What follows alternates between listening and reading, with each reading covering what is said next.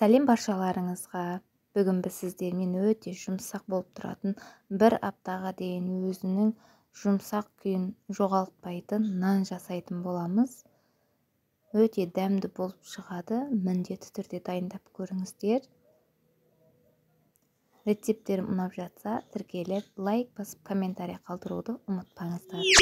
Алдымен ыдысымызға жылы сүтімізді, жылы суымызды және де сұйық майымызды,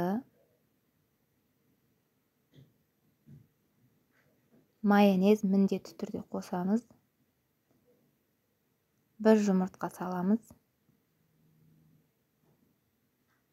Тұз, құмшекер және де дрожж салып, жақсылап араластырып аламыз.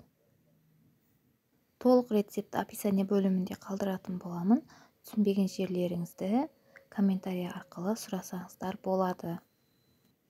Араластырып болғаннан кейін жылы кезінде ұнымызды салып, жұмсақ қамыр илейтін боламыз. Май салынғандықтан қамырымыз қолымызға жабыспайды.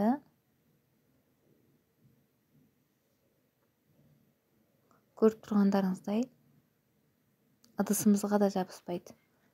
Өте дәмді болып шығады май салғандықтан. Міндетті түрде майды қанша көп салсаңыздар, сонша жақсы болып шығады.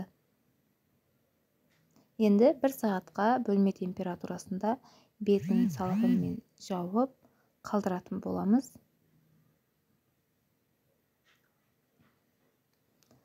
Бір сағаттан кейін көріп тұрғандарыңыздай жақсы көтерілген.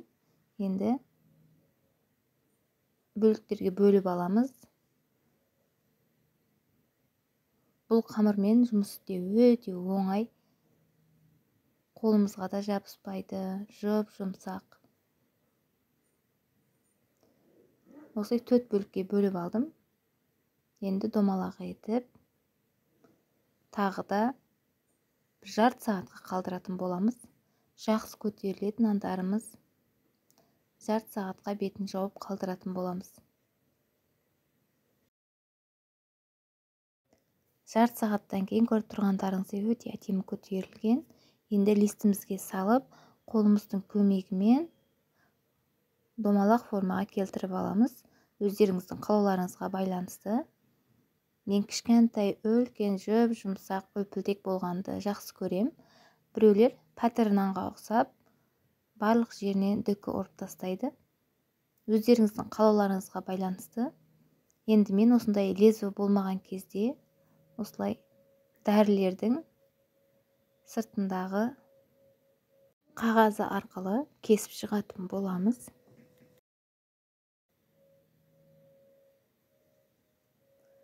Көріп тұрғандарыңыздай өте әдемі шығады. Енді бір жұмыртқамызды жарып, үстіне сүртіп шығатын боламыз.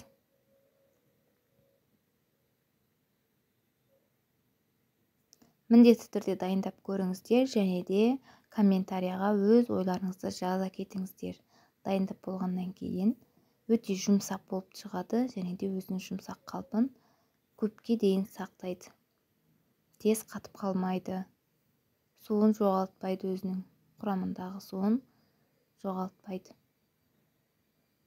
Егер рецептерім ұнаған болса, маған тіркеліп, лайк басып, комментарий қалдыруды ұмытпаңыздар. Алдағы уақытта басқа да рецептермен бөлісетін боламын. Сіздердің ойларыңыз мен үшін өте маңызды.